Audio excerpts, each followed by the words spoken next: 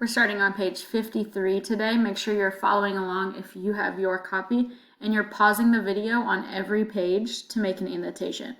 You're going to have to write a genre-based thinking job at the end, so make sure you're listening out for the characters, the setting, the conflict, the resolution, and the theme while we're reading. Senor Rodriguez was the only person they could trust. He came after dark for secret meetings, always carrying a basket of figs for the grieving family to disguise his real reason for visiting. Esperanza fell asleep each night on a blanket on the floor, listening to the adults' hushed voices and mysterious plans, and smelling the plentiful pile of white figs that she knew would never be eaten. At the end of the week, Esperanza was sitting on the small step to Hortensia and Alfonso's cabin when Tio Luis rode up. He remained on his horse and sent Alfonso to bring Mama. In a few moments, Mama walked toward them, drying her hands on her apron. She held her head high and looked beautiful, even dressed in the old clothes from the poor box. "Luis, I have considered your proposal, and in the interest of the servants and Esperanza, I will marry you in due time. But you must begin replanting and rebuilding immediately, as the servants need their jobs." Esperanza was quiet and stared at the dirt, hiding the smirk on her face. Tio Luis could not contain his grin. He sat up straighter. "I knew you would come to your senses, Ramona. I will announce the engagement at once." Mama nodded, almost bowing. "One more thing," she said. "We will need a wagon to visit Abuelita. She is at the convent in La Purísima. I must see her every few weeks." "I will send one over this afternoon," said Tio Luis, smiling. "A new one, and those clothes, Ramona. They are not fitting for a woman of your stature, and Esperanza looks like a waif. I will send a dressmaker next week with new fabrics."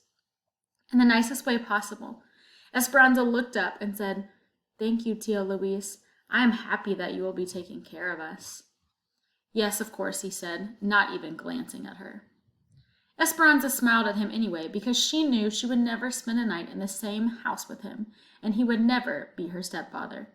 She almost wished she would be able to see his face when he realized they had escaped.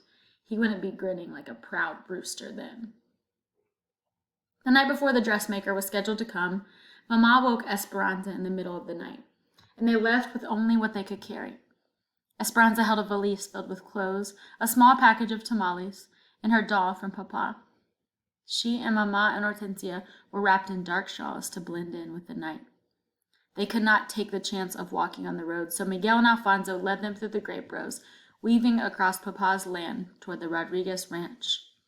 There was enough moonlight so that they could see the outlines of the twisted and charged trunks, the burnt vines rolling in parallel lines toward the mountains. It looked as if someone had taken a giant comb, dipping it in black paint, and gently swirled it across a huge canvas. They reached the fig orchard that separated Papa's land from Senor Rodriguez's. Alfonso, Hortensia, and Miguel walked ahead. But Esperanza held back and pulled on Mama's hand to keep her there for a moment. They turned to look at what used to be El Rancho de las Rosas in the distance. Sadness and anger tangled in Esperanza's stomach as she thought of all that she was leaving, her friends and her school, her life as it was once, Abuelita, and Papa. She felt as though she was leaving him too. Right, I would pause right here and annotate for the conflict, okay? What is going on in this section of the text, and how is it making Esperanza feel? As if reading her mind, Mama said, "Papa's heart will find us wherever we go." Then Mama took a determined breath and headed toward the sprawling trees. Esperanza followed, but hesitated every few steps, looking back. She hated leaving, but how could she stay? With each stride, Papa's land became smaller and smaller. She hurried after Mama, knowing that she might never come back to her home again, and her heart filled with venom for Tio Luis. When she turned around one last time, she could see nothing behind her but a trail of splattered figs she had resentfully smashed beneath her feet. On this page is where you can write your genre-based thinking job. We already paused where we should have annotated the conflict, so you should have that.